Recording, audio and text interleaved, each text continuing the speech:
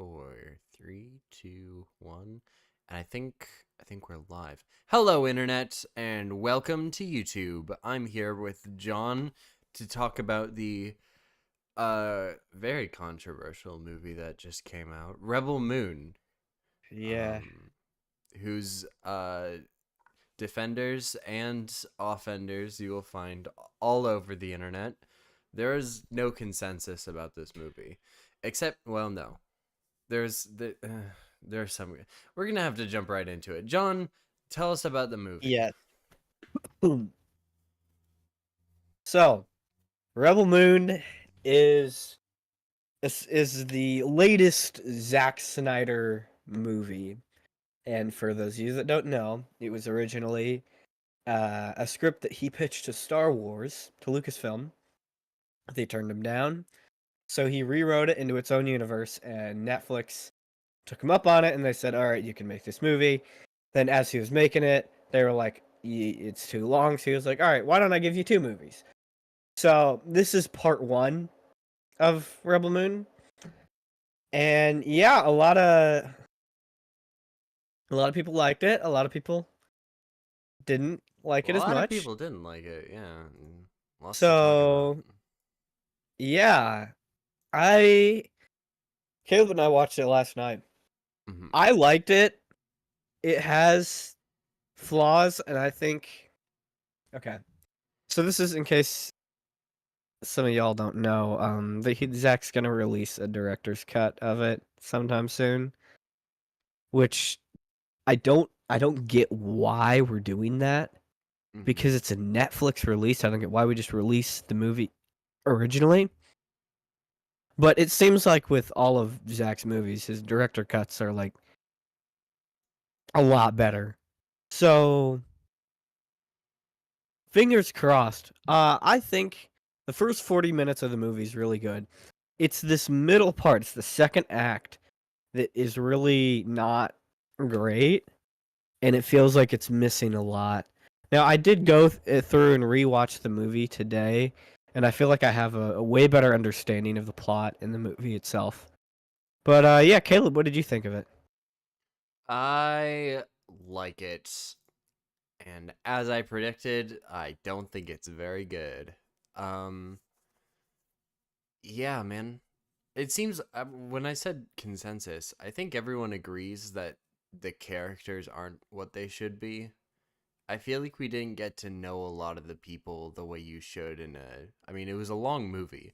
Oh, and for clarity for the director's cut, apparently Netflix actually asked Zach to make two different cuts, one rated R and one rated PG-13, which is like that was one of their things they approached him with, which I guess makes sense. And it's a good idea. But apparently Zack Snyder accidentally hopefully he accidentally cut out some character and plot elements along the way. I mean, generally, that's what happens with his movies. I think BVS is a good example. Zack Snyder's Justice League is a massive example. Well, I meant to say that this is not like this wasn't cut down against his will. This was like he went into it Mm-hmm. knowing that this was going to be the way it Yeah, was. that is interesting. Now, I don't know if you've really looked into the trailer for part two that much. Um, Well, here's something we're interesting. getting we're getting the backstories for all these different characters in part two, Uh-huh. so that might help things. Yeah, I feel like a really talented writer though could have gotten that characterization in the first movie. Um there's also I don't know if you rewatched the first trailer, but there's a whole ton of footage for Rebel Moon Part 2. Stuff that we Yeah. haven't seen yet, which is pretty dope. Like it looks like despite myself, I'm still excited for the next one. I do think it Mhm. dragged on a lot. I think everyone agrees probably that the first 45 minutes were probably the best part. I really liked it. Visually, this film is great. I don't understand any sort of critique that the cinematography is flat. I've seen a couple, even reviewers that I really like say that the cinematography is bad, and I don't understand that complaint at all. This is one of the most gorgeous movies I think I've ever watched. Um, that's me, but I don't know. Yeah, it does look really good. Um, yeah, after a rewatch, generally when I rewatch one of Zack Snyder's movies, I tend to like it more on the rewatch. And that was the case. I did like it a lot more, mainly because I will say the plot, like the first time I watched it, the plot was a little confusing, but on a rewatch, it made a lot more sense. A lot of things felt a lot more connected than when I first watched it, So which was kind of cool. we should probably give a synopsis of the plot. So do you want to sort of give a synopsis or walk us through it, and we can talk about different elements as we go? Yeah, sure. So basically, the movie starts off on this moon, and this girl named Cora, who is actually she used to work for she used to be a guard in the Imperium. She is living on that moon, trying to find a new life or whatever. And she's a farmer there. She's helping them grow stuff. And the Imperium shows up because they're looking for rebels in a nearby system, and they need these farmers in this village to supply them with food. And this is where we got what is one of my favorite scenes in the movie is the whole entry into the town Mm-hmm. with Admiral Noble Yeah. and his conversation with the leader there. I really liked this scene. Caleb, I don't know how you felt about this whole opening. Yeah, this was probably my favorite part of the whole thing because they managed to. It's almost like Inglorious Bastards, where you have sort of the tension of the Nazi guy who, I mean, he's the outfit for him at least is clearly like designed. He's supposed to look a bit like a Nazi, and you can kind of sense the tension of he's being very polite to this guy, but he's gonna get what he wants in the end. I did hear a Yeah. critique that it doesn't make much sense that they would want like this small village of 50 people's food supply, and I'm not entirely sure how that works. Um, well, it depends on what all else is on the planet, which we don't know. Because obviously there is that other town, but it's doesn't exactly have a great food supply because it's just a town for gangs and criminals. Yeah, it seems like the army of the like the mother world, which is what the empire is supposed to be called. It seems like they would not need the help of a village of 50 people to feed their army, but I don't know. I think another thing we don't know is how far out this is into the galaxy. The problem is here we don't have enough information about the setting that we're in. Mhm. I think if it would to me if I were to make this make sense, it would probably be a planet that's way out in the galaxy. There's not a lot of good food sources around, and this planet only has like a few different colonies, and that village they went to probably had the biggest source of food. Yeah, I suppose so. Although they do like take off and I don't know, how long did they say they had? Like 10 weeks to come back? Something like that. Yeah, 10 weeks. And so they take off and they drop off these fellas to I guess just keep an eye on the village after he's killed the village leader. And Yes. the yeah, you go ahead and take it. Yeah. So they leave some soldiers behind to make sure like the work gets done. Turns out these guys are complete and total buttholes. They're horrible people. They kind of like kick people out of this house and like set up base there.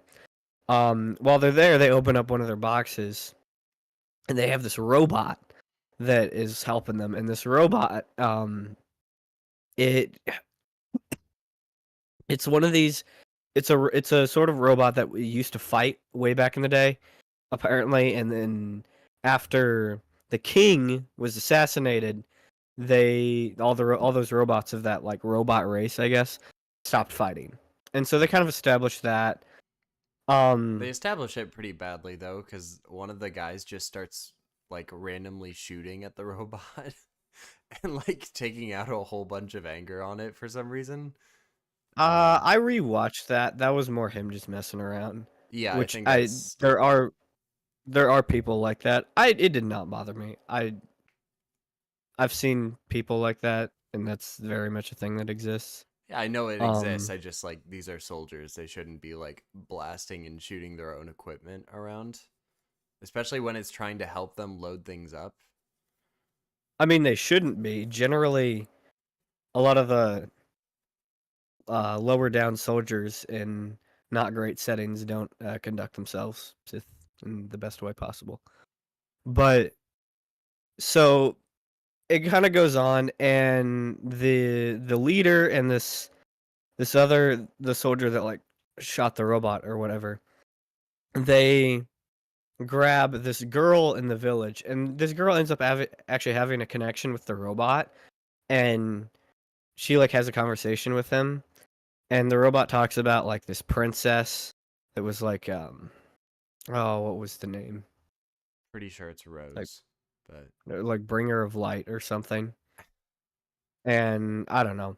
She like puts her hand on the robot's like face, and it kind of like glows where she put it on, which I think is pretty cool. I think it is also hinting to something, but I will talk about that at when we are done breaking it down.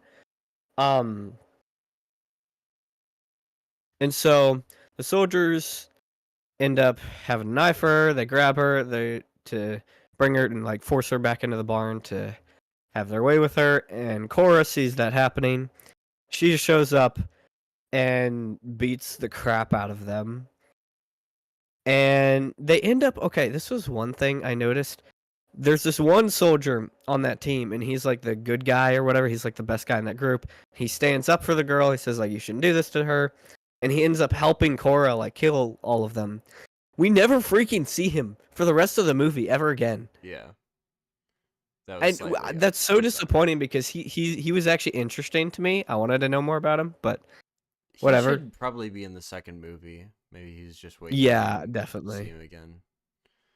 Um, and the robot actually it ends up the captain grabs the girl and he puts a gun to her head and says, you know, y'all need to leave. And the robot comes in, kind of has a existential crisis, and ends up like sniping the leader in the face, and he just runs off. We don't see him until like the very end of the movie, which was sad because I really liked the robot. Hmm. Um, and so it turns out that all the villagers put their heads together and they're like, all right, we're gonna have Cora and the guy that's in charge of the farming, Gunner, which is the guy that also stuck his foot in his mouth at the beginning of the movie and promised Admiral Noble food.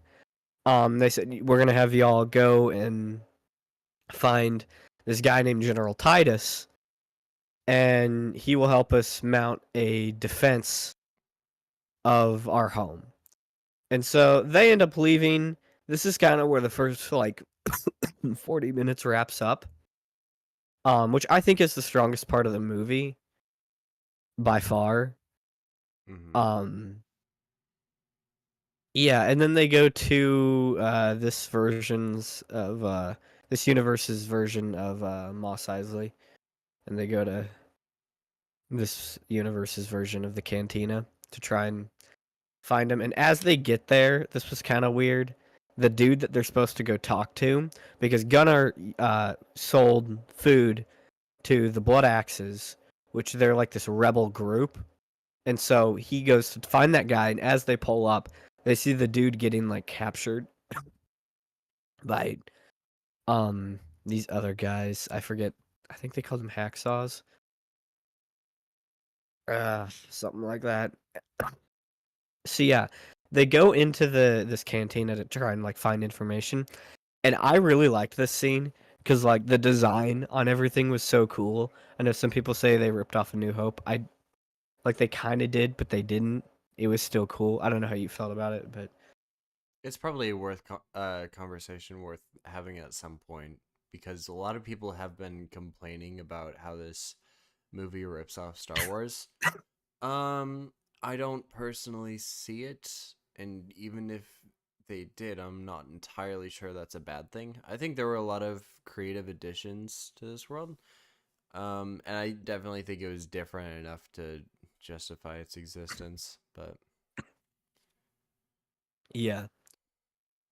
Yeah, so they go in to try and figure out a plan because the dude they needed to talk to is gone. And Korra, they like get into a fight with this weird pervert guy, um, yeah, who apparently that was is pretty random. that was really random. Apparently, his design is a reference to an orc from Lord of the Rings. Yeah, I noticed that Gothmog, who Hmm. is a reference to Harvey Weinstein, which is ironic considering what his role is in Rebel Moon. Yeah, yeah. So they have that whole interaction. They have this fight, and this pilot named Kai. Here's her. Here's the. They're trying to find General Titus, and he says, I can take you there. I know some people, and so this is where the plot starts to. It's missing some stuff. The next like 30, 40 minutes, I really felt like was missing some stuff. I feel like there's a lot we didn't see because they just planet excuse me. They just planet hop all over the place. And it starts off they're going out and Kai says, "Oh, I actually know this guy that would be really good to add to your cause." And they're like, "All right, cool. Let's see him." And I don't even know how to describe this scene. I don't know if you want to describe it. It's kind of like Sure. it So reminded me of the Phantom Menace a little bit. this is Griffin guy, right? Yeah. So they go to this man and he's chained up because he's like, yeah, I did something. I can't remember what he did. He's chained up and this guy has him chained up for life because he owed him a debt. And so they're like, we want this guy to join us because they've decided that he is a good match for them. And the guy who has him chained up goes, all right, how about this? If you tame that griffin over there, uh, you can bring him with you, and if you can't do it, then all of you are slaves to me. And they're like, "Yup, sounds good." And so Yeah. they, Korra kind of has this conversation with him, and he tells her like, "No, like I can do this." I still think it was. It feels like it's pulling from the Phantom Menace a little bit, with like Qui-Gon betting for Anakin. Only difference is that like the Force was involved there, and I feel like you had a lot more reassurance. This felt like such a gamble. They did have that conversation where he said like, "No, I can do this," but me personally, I wouldn't bet all that yeah. on him. I don't know. Maybe there's some context we're missing. Maybe we're missing like 10 minutes scene here, but Well, the conversation was literally just like, "Can you do it?" And then he said, "Yes, I can." And that was yeah, what that was. So that was definitely not sufficient. Anyway, yeah, so he tells everyone to drop their chains, and then he does the thing. He bows down, and it's like, "You're showing me respect," and it screams at him, and then he starts speaking in a strange language. It's a mixture of How to Train Your Dragon and then Aragorn with uh his horse and Two Towers, and he puts his hand on its nose and it goes da da da na na na na, and he rides it, and they have an action sequence where he flies it around, and then he comes back and they leave, and that's that. But the flying sequence is like 5 minutes long, something like that. I don't know. It takes a lot of time. yeah. I don't think it's quite 5 minutes long, but it is chunky. Um, yeah, he ends up taming the griffin. Oh, that voice crack. I'm sick, That guys. was funny. In case you couldn't tell, I'm like really sick, but I'm pulling through the stream for you guys. All right, For Rebel Moon. for Zack Snyder. For Zack Snyder. Um, Absolutely. yeah. So they end up leaving. It's kind of funny because the owner gets killed by the griffin as they're leaving. Yeah, which I Which felt was unnecessary. I don't know, man. Like, Oh, the owner, by the way, is played by Ray Porter, who voices Darkseid in Zack Snyder's Justice League. Fun fact. yeah, I don't know. He didn't feel like an. All right, well, yeah, that's what that was. So this guy is just then the reason they're coming to talk to him is because the Kai guy said he would be good for the team. Yeah, he said he would be really good for your cause. I'm assuming. Okay, so we find out later that this dude is like a prince from like a really important family. I'm assuming they talked about that. It would have been nice to see, which is, dude, this one in particular, out of all the planet hopping, I think this one got like scenes cut out of the most, because it feels so bare bones. It's They bare just show bones, up. but it's also bloated because there's like a lot that happens that's just unnecessary. It doesn't tell you anything for plot or for character. Yeah, just cool Griffin scene. Yeah. So Yeah, yeah, I'm not even sure if that does that really make sense with Kai's twist later. And does it like it does. Yeah, don't they just want to get an army as soon as possible? And then there's I this guy mean, that they barely trust that's just flying them around and they're like, "Sure, we'll take this detour." And who knows how long it takes to travel around. We didn't see any sort of they hyperspace or have anything. 10 weeks. Um, I think they do it relatively fast. B- But I don't know for sure because we do know from the beginning of the movie they have some form of hyperspace, um, planet travel or whatever. So they go to pick up.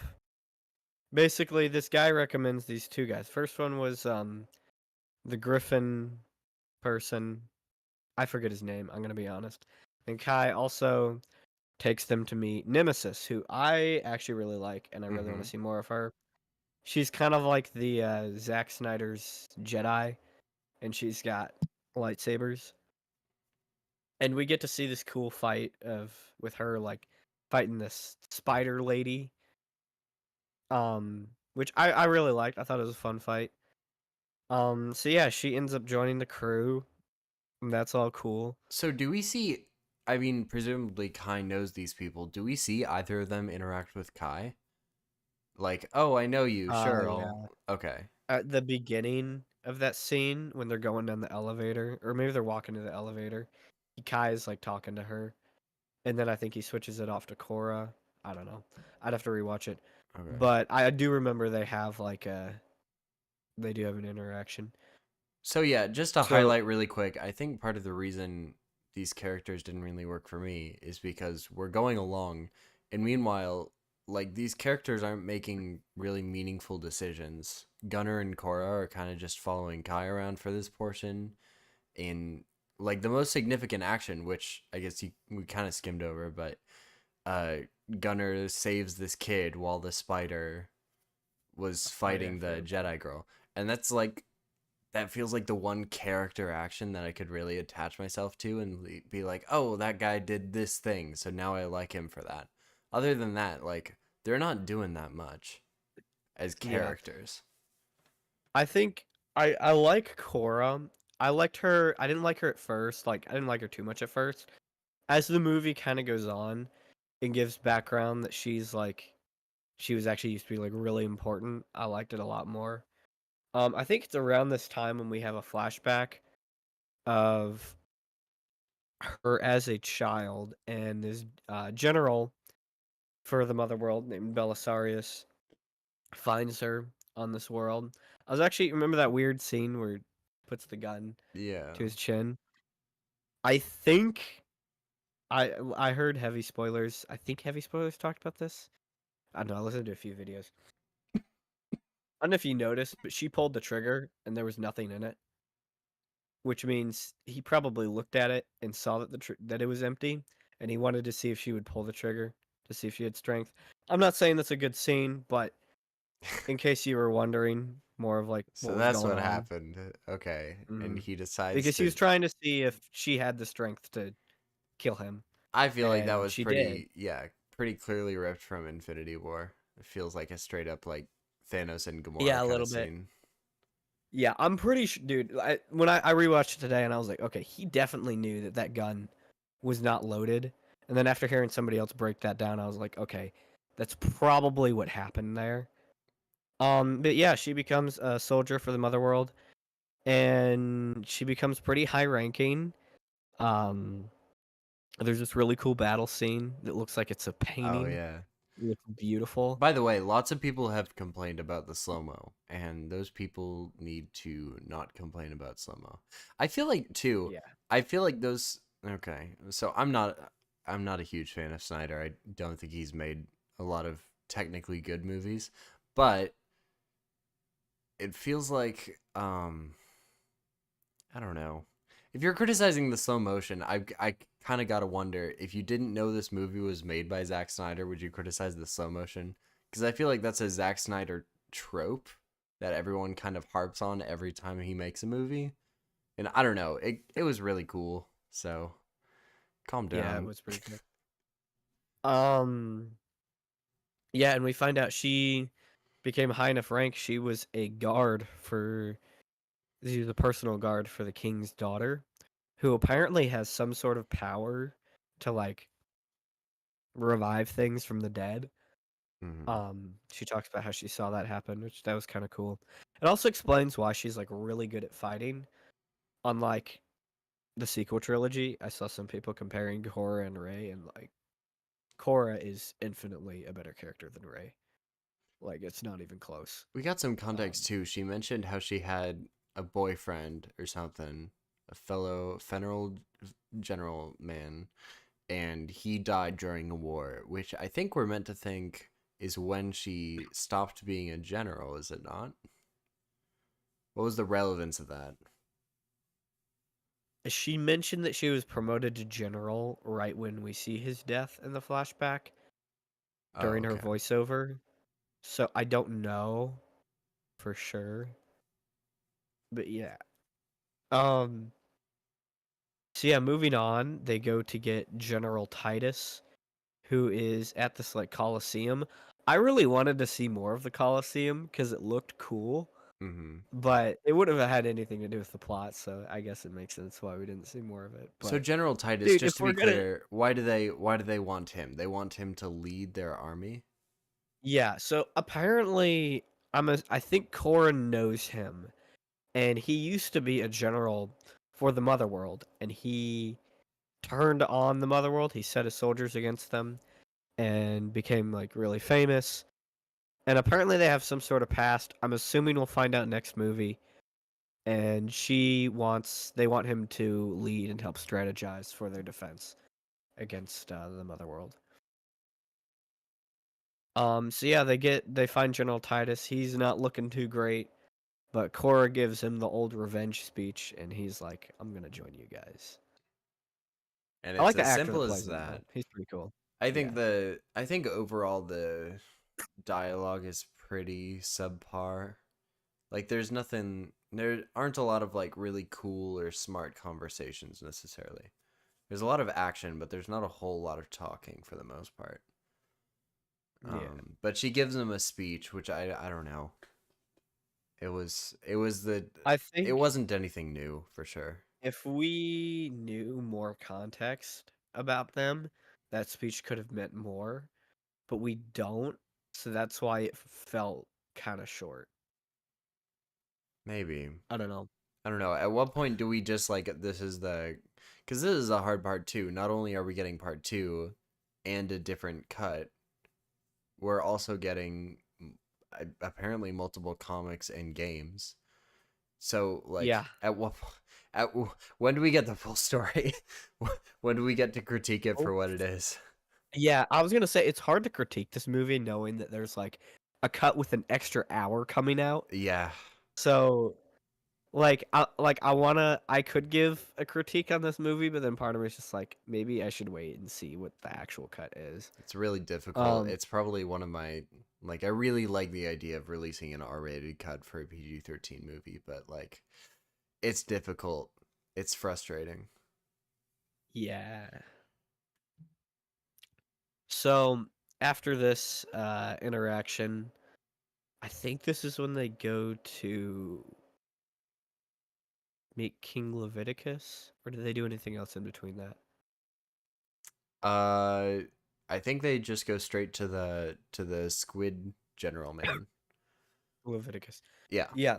So Titus says he's like, all right, I know where the blood axes are, and they're under the protection of King Leviticus, who's like this king of this planet. And so they make their way over there. During this, we see back on the ship, which I think it's named the King's Gaze. Uh, Can take the it guy that multiple was ways. yeah, the guy that was captured when they first rolled up into that like gang town. Oh yeah. We see him being brought there, and he gives away the location of the blood axes. And then Admiral Noble, being the kind and honoring person that he is, offs him and Naturally. tells his people to dissect his brain and find out more information. Such a Just nice guy, yeah, such a nice leader. quick point. There's a lot of cool stuff in this movie when it comes to, I wouldn't call it world building, but like just the kinds of machines they use to capture people. You have some really cool Oh alien yeah. designs. I don't know, different languages. The outfits are all pretty phenomenal.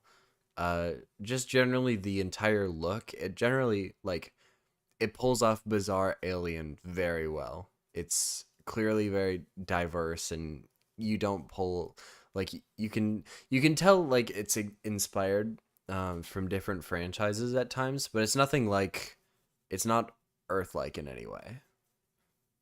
So I'm gonna be that guy real quick. I know Disney Star Wars has had a big thing on representation and all that, but it's now just all humans. And in a world where there's thousands of planets and there's all these different alien species, and you're just focusing on humans, it ends up not feeling that diverse. This movie felt diverse Mhm. when it comes to just the setting that you're in and just people that you see walking down the street. Like there's some weird designs, there's some really cool designs. There's a Yeah. lot of interesting designs, and I think Disney Star Wars should go back to what George Lucas was doing with that when he made A New Hope. Yeah, On that note, I guess you could I could see the argument for wanting more aliens on the actual Rebel Moon team.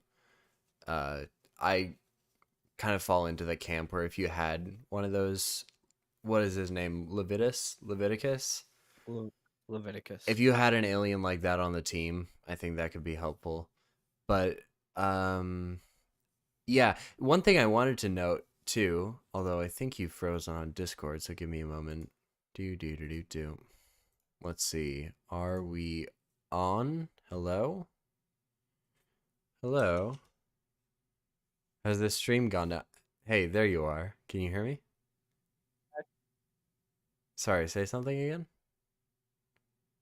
We back? Yeah, we're back. Sorry about that. Anyway, I was gonna say it kind of does the Game of Thrones thing where you could complain about diversity as far as why are all these people from different ethnic groups in the same place, but from the village we get, like the 50 or so people, they all look pretty homogenous, and then as you spread out you get way more variety, which is pretty cool. Oh yeah. Yeah, definitely. Um so yeah, they meet Leviticus, and Leviticus is like, "All right, I can introduce you to I can tell the Blood Axes to come meet you." They're the ones that have this rebel group. And so the Blood Axes show up. Ray Fisher is actually one of the leaders, so it was cool to see him in a role again. Um and they have this whole back and forth, and it ends up with the good guys convincing them to come help against defend their planet against of it of it. Ugh. Dude, we're both dying over here. Holy crap! Keep on We'll going, make you it. We'll got make it. it through this You got stream. this. We will make it. And so they're like, "We'll help you out. We'll fight the bad guys for you." And they're like, "Awesome." So they up and leave. And once they leave, freaking the King's Gaze rolls up and just annihilates their planet, and Leviticus just gets murked. Like, Yeah, he's dead. No more yeah, Leviticus. which was sad because I thought he was cool, but He he had was a a cool nice design. alien. Yeah. He was nice, and Yeah. then dude, Noble I rewatched it. Noble hit him with that baseball bat swing. Noble's got like this like bone staff thing, which I noticed everyone has one of those. If you're a high-ranking officer, Oh, the king had one of those when he was giving his speech. He was like lifting it up. cool. So it's gotta have some meaning. I don't know. I think Zack Snyder talked about that on a video. I'll go find it one of these days. So yeah, then as they're going back, Kai and Korra have this moment. He's going back and forth, and he's like, really glad that I met you guys. He's kind of he's becoming a good guy, And then he says, I just got to make this one last shipment of stuff so I can be free from my life of crime. And it was at this moment when I was like, all right, something really bad is going to happen when they go to do that. Mhm. Because I think in like every sci-fi movie, when they just take a detour to do something like that, something bad always happens. Yeah, it's never been a good thing. Case in point, Han Solo getting put in carbonite. So Yes. yeah, I was gonna say Lando, right? yeah. So they go to drop off these goods, and it's interesting because earlier Admiral Noble's saying, "Oh, one of our hacksaws has good information, or he has the whereabouts of Blood Axe." So they're like, "All right, cool." And so they show up. This is a cool detail that I saw. At the beginning of the movie, when they go into the cantina, there's this alien that Korra kind of has like a stare down with for a second. And they're unloading stuff on the dock. And Korra looks over, and it's that same alien. And it's actually that alien helped capture the dude that they were previously trying to meet. And that's when she's like, oh, frick, something's wrong. And they just get absolutely betrayed. I see. Um, Okay. Yeah, I thought that was cool on my second time. Like it's cool noticing little details like that. Feels kind of rewarding. Um so yeah, and then the King's Gaze shows up, or like a smaller like detached part of the ship shows up. The rebels fighters get blown up, and all the little like these robot things that like capture people pop out, and it like captures everyone. And so they're all like chained down, and then Gunner has this conversation with Korra, and she's like, why did you do this? And he says, I saw my entire homeworld get leveled by the mother world, and I don't want to be, because I saw what they can do, I don't want to be on the wrong side of that ever again. And he said, when I heard you guys talking in the bar, I realized that this could be a good excuse to round up all these people that have a big bounty on their heads, get them all together in one spot, and then turn them over. And yeah, then Admiral Noble shows up, and this is like the first moment when we get more like information about the Griffin guy, which is kind of bad. Because So he's just kind of there. so he knew like where the Griffin guy and where the Spider Lady were this whole time and wanted to collect their bounties, but he waited. Yeah, because he didn't have a good enough excuse to like get them off. He more just saw it as an opportunity and was like, okay, I can use this as an excuse to like get them all together. I mean, Okay. how else would he do it? I mean, if Like, he's like, "Hey, Ninja Lady is on planet and she will collect bounty. I will go get her and collect bounty." That he feels couldn't get her in a ship. Just be like, hey, Nemesis, hop in my ship. well. That's what he literally did. No, she hopped in the ship because she talked to Korra and felt sympathetic to their cause. Okay. Well, it feels like he could get the bad guys to come to him. He wouldn't have to get her in a ship necessarily. He could. Same with the prince guy. He was literally in chains. Yeah, Prince Guy was in chain. I don't think Nemesis and Prince Guy he could have turned in. He couldn't have gotten any of the others though Yeah. because he did not know where. I think that's why he went along with it, because he didn't know where what's his name Titus was. He didn't know where Leviticus was. He didn't know where the Blood Axes were. Yeah. So that's why he went along with it. He could have turned in those other two. And how did he know who Korra was again? The general. How did he know she was a general? So she talks about it, I think. when they're all hanging out. Did she talk about with? I thought her conversations with were only with Gunner, from what I remember. I don't know. They I'll have may have to. been. I'll rewatch it. Yeah, I mean that could be another thing of like, oh, maybe something got cut out. I don't know. Um. So yeah, Admiral Noble shows up, and he's super hyped that he has all these prisoners because now he'll get a good seat in the Senate. And you were actually wondering, Caleb, if the Admiral and Kai like knew each other after a rewatch. They definitely know each other very Okay. well because they don't even say hi. They just go about business, and Kai also like kind of talks crap to him, and he just lets it slide. So Well, yeah. I figure if they have guys from the cantina, they've probably been communicating, right?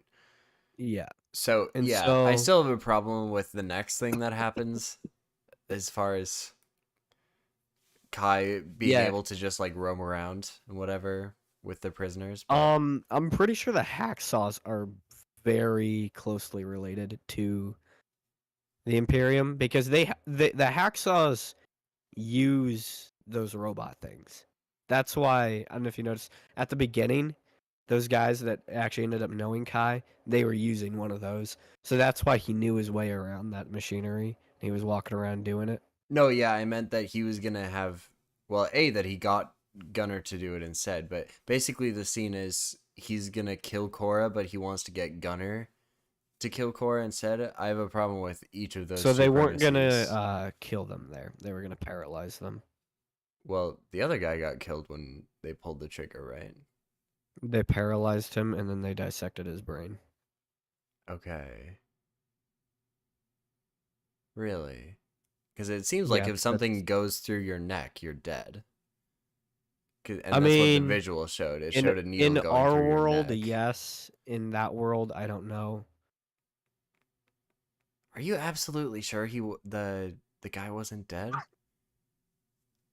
Unless like they have different ways.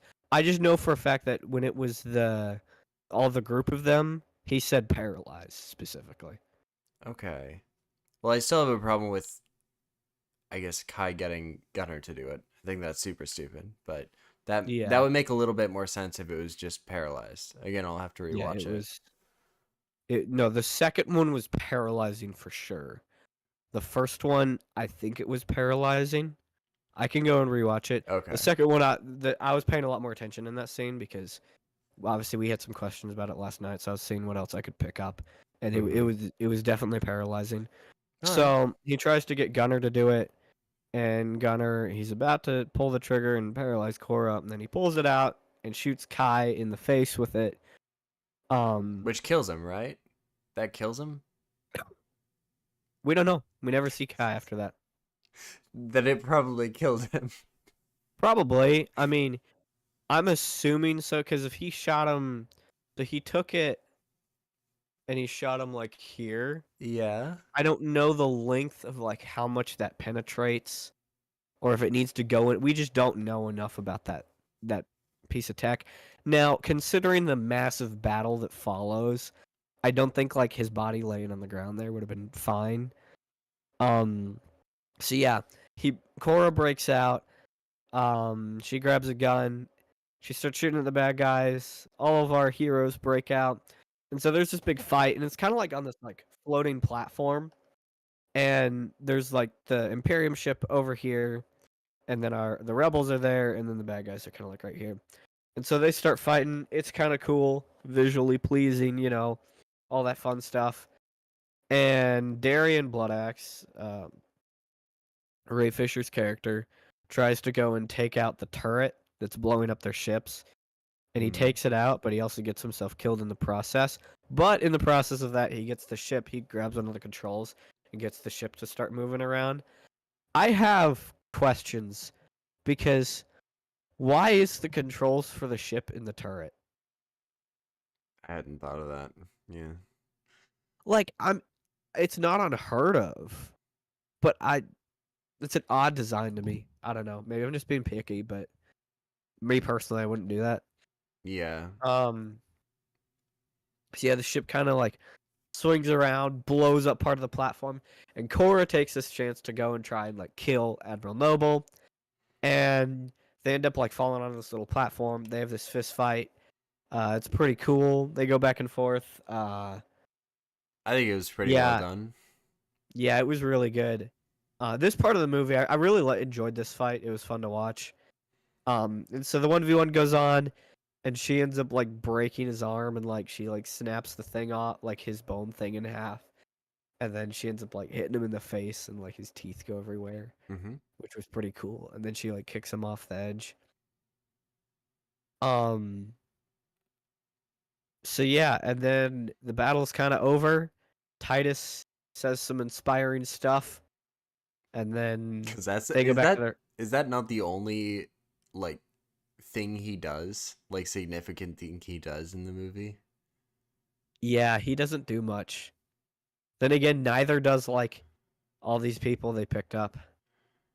Dude, I wanted Like to see Nemesis. way more of the Spider Lady. Like, I want to see a spin-off show about Nemesis. I would Oh, easily Nemesis. watch that. Yeah. Well, okay.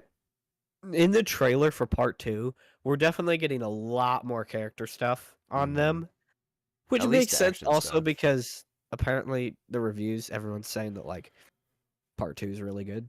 So, All right. um, yeah, they kind of then they end up going back to their home, and Korra says that once the leader dies, all the soldiers will go back to their ship and flee, and they go back to the moon, and they're actually saying here when they're like riding on horses through this wheat field, they're saying like, oh, they're under the assumption that that took care of their problems, which obviously there's a second movie coming out, so I don't think it quite did.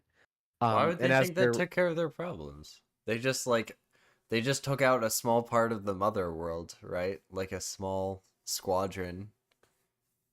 yeah, I'm gonna go back and rewatch that because I'm curious what exactly they said. I wish I could remember it off the top of my head. Yeah.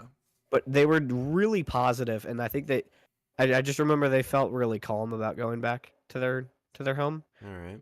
Um, they're going back home, and we see the robots watching them Yay. from far off, and he's got like these antlers on his head, and he looks so cool. I love the robot. Re- His whole design is gorgeous. His movements are Oh very yeah, fluid. He is integrated very well. Robot is one of my favorite parts of the movie. He's yeah. great. So we go back to the admiral, who's like he would be dead if he was a regular human, but apparently the whole like inside of his body is like made out of metal or whatever. He's had like a lot of like weird modifications done to him.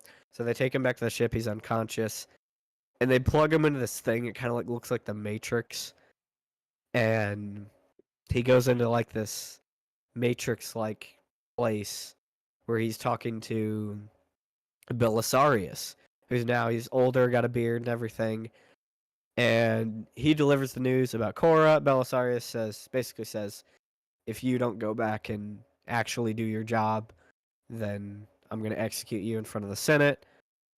And yeah, then the movie ends. Yeah. Well, Rebel Moon.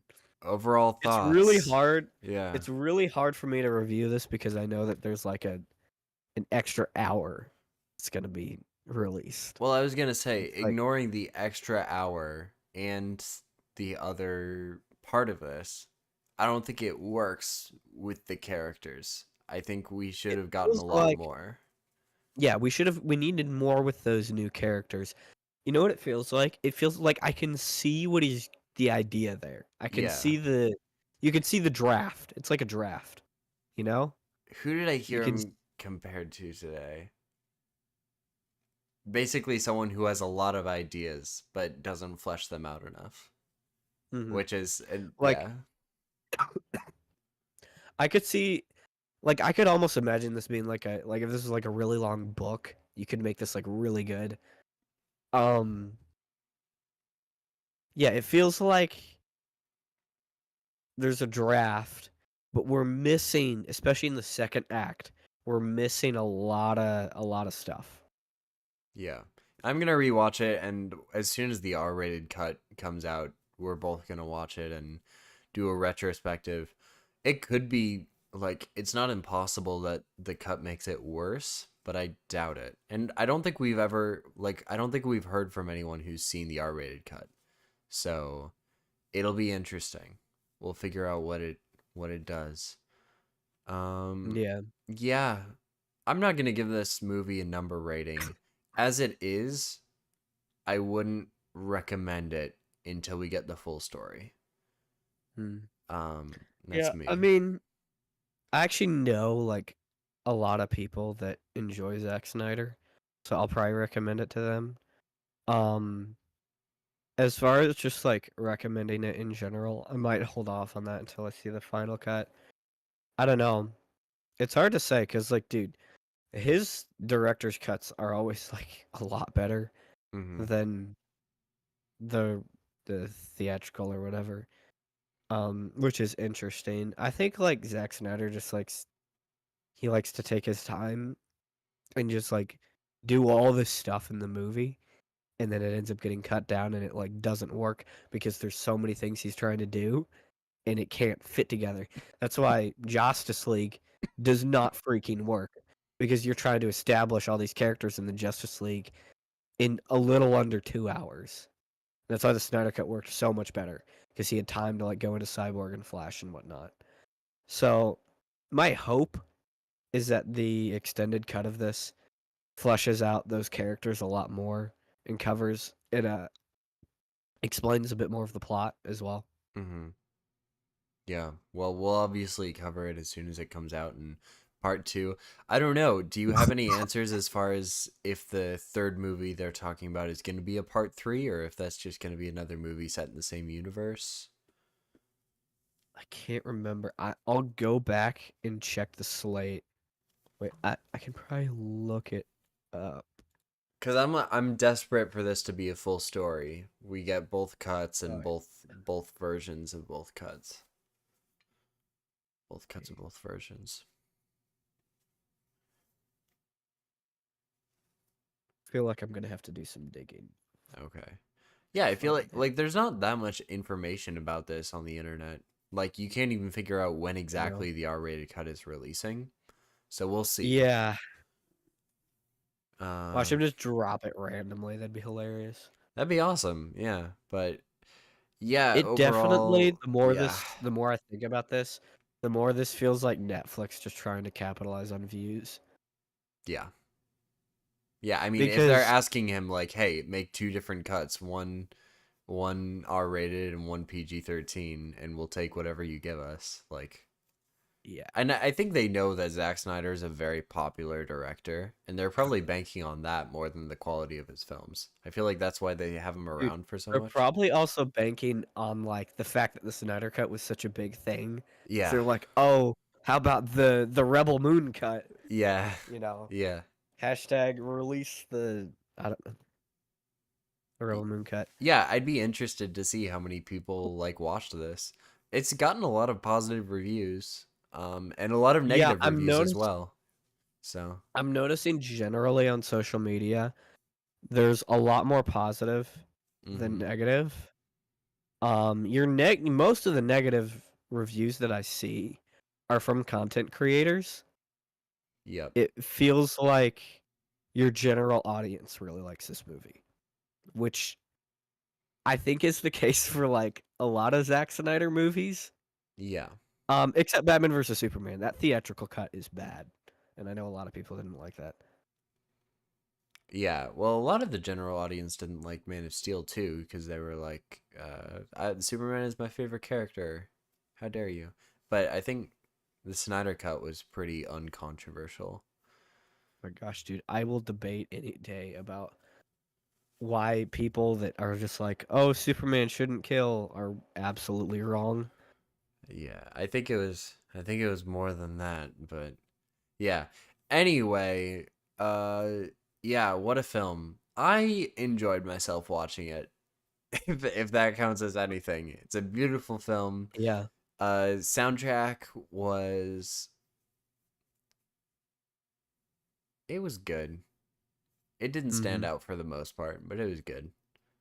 Yeah, there's a lot of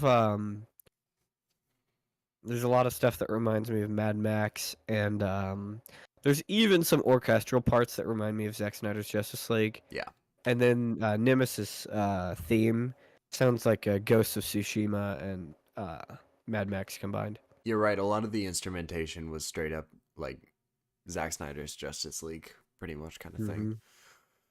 Hmm. Yeah, I don't think the They hit that same scripts. note though. They for the I was noticing for when I think a lot of the scenes with like Steppenwolf and Darkseid, they were hitting like some of the exact same notes Hmm. in Rebel Moon. Tom Hulkenberg, I don't think has had a lot of experience scoring films by himself. So we'll see. I don't know. He could become a James Horner where he kind of rips himself off a lot, but Yeah. we'll see. I don't think the script gave that much of an opportunity for acting, so I don't have any room really to criticize any of the actors. I don't think any of them were bad. They were fine. Oh no. I think if anything, the Admiral Noble, his actor deserves some praise because he was pretty good. Admiral Noble, that's the The bad guy. yeah, he was great. Yeah, Yeah. for sure. And I'm really glad they didn't kill him off because I want to see more of him. Yeah. I thought he would be like a clone type person, but that's not. Well, because he's a robot. At the end, they revealed he was kind of a robot kind of thing, right? He's like a cyborg. Yeah. Yeah. Dude, unless like plot twist, his brain is just a robot brain. That'd be crazy. I mean, See, that's one thing maybe, with yeah. with Rebel Moon. Like, I'm even like I have my critiques about like how the plot went and stuff, but even still, I want to see more of this universe, and I'm really like I would read a book about like the lore of this universe. Like that's how interested I am in like the backstory of everything. Yeah, I'm gonna be sticking around. I'll be keeping an eye on the comics and probably get the video game when it comes out and obviously watching the movies. I can't say I'm super invested, but I'm curious, which is good Hmm. enough for now. So Yeah, they haven't really given us enough to be super invested, honestly. yeah, yeah. And that's the thing with really talented directors, or no, I shouldn't say that. Zack Snyder is a talented director. I should say with a talented writer, you can do a lot with 2 hours and 15 minutes of plot and character. I think this is the second movie Zack Snyder's written himself. Which one was the first? It would be Army of the Dead. Because all of the other ones, from what I understand, were written by David Goyer. Okay, Chris Terrio as well. Yeah. So Um, I think this is his first one, and I think he needs a bit more practice, but he can get okay, there. so I don't know if you know this, but he confirmed that Army of the Dead is in the same universe. Yeah, we went over that a couple weeks ago, which is Um, stupid. he So made someone made a joke, I believe. I'm gonna have to go back and look for this, but excuse me. Someone made a joke to him at that big like thing that big Rebel Moon reveal, and someone said like, "Oh, when are we gonna get Planet of the Dead?" And he was like, "Oh, you might get that." And I was like, "Bruh, yeah, all right, sure." sure, man. All right. Yeah. Zack Snyder. Yeah, I think he needs to work on his characters. I don't think like you don't have any. There's no fun character in his movies. I feel like I mean, his attempt at a fun character was Ezra Miller's Flash, which is like, He was a lot more fun in Zack Snyder's Justice League, but I wouldn't say he's like super fun. yeah, you don't get. I don't know. It needs some work. It needs some polishing. I think that's my It's biggest hard to critique. say right now because like okay, you got a few things. You got number one, there's gonna be an extended cut of this released later on, so it's hard for me to critique it because I'm like okay, it feels like this middle part had a lot of stuff cut out. Hmm. Then there's the fact that this was gonna be all one movie, so it's like I don't know how you if fit that's this into one movie, man. yeah, see that dude. I think Zach does this a lot, where he's like, "Oh, dude, I'm gonna make this cool movie," and then like 6 hours later, he's like, "Uh oh, gotta cut this down a little bit." Which Yeah. I see. That's the thing. I think Zach is good when you just let him have his runtime.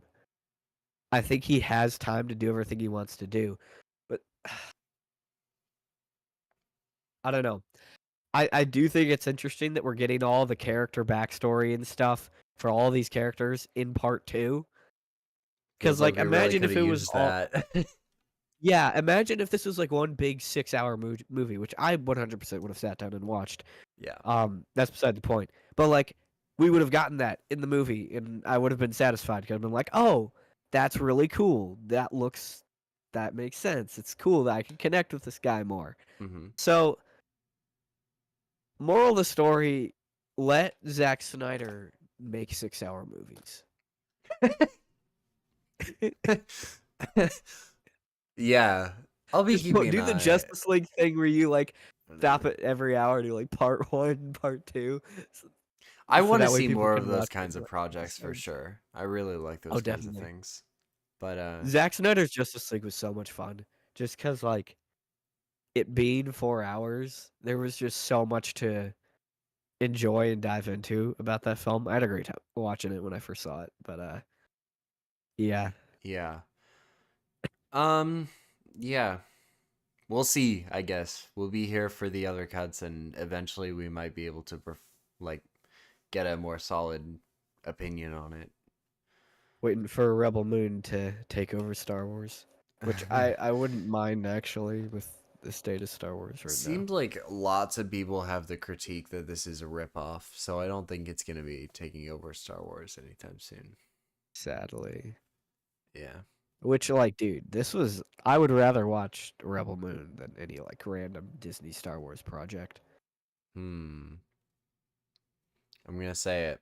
And Andor was better than Rebel Moon, so I you haven't should seen it, watch so I you can't should watch talk about it. Andor. So it's nice. I'm taking a break from Star Wars right now. When Bad Batch season 3 starts dropping, I'll probably start watching it You're gonna as watch well. Bad Batch season 3 before you watch Andor, I'll watch man. it at like the same time. All right. Fun fact: Bad Batch season 2 and Andor dropped on the same weeks for a while. Fun fact: Bad Batch is the highest rated show with both audience and critics on Rotten Tomatoes That's for Star interesting. Wars. You see, that's the thing. Bad Batch is really good, but it doesn't draw in a lot of like your general audience. It's Yeah. only draws in Star Wars fans. Yeah, I don't know people who watch that. You're Yeah, like the only guy. exactly. I like it. If you like the Clone Wars, you'll like it. It's just a continuation of that story. But also I think generally people are just more drawn to Jedi in Star Wars and lightsabers because that's what it was originally. Sure.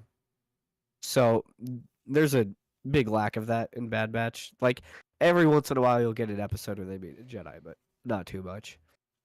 Yeah. Well, you're pretty sick. I need to get some sleep, and Christmas is coming. Yes. So that probably wraps it up. But Merry Christmas, guys. Yeah. And we'll be online. Merry Christmas. I'm not sure if we'll be online in the next few days, but we'll be around. We'll be around. So Absolutely. have a good Well, night. everyone, let us know what you think of Rebel Moon. Yes. Check it out or wait for the extended edition. I don't know. I don't know. Whatever you're feeling. Yeah, no kidding. All right. Good night. Merry Christmas. Good night. Merry Christmas.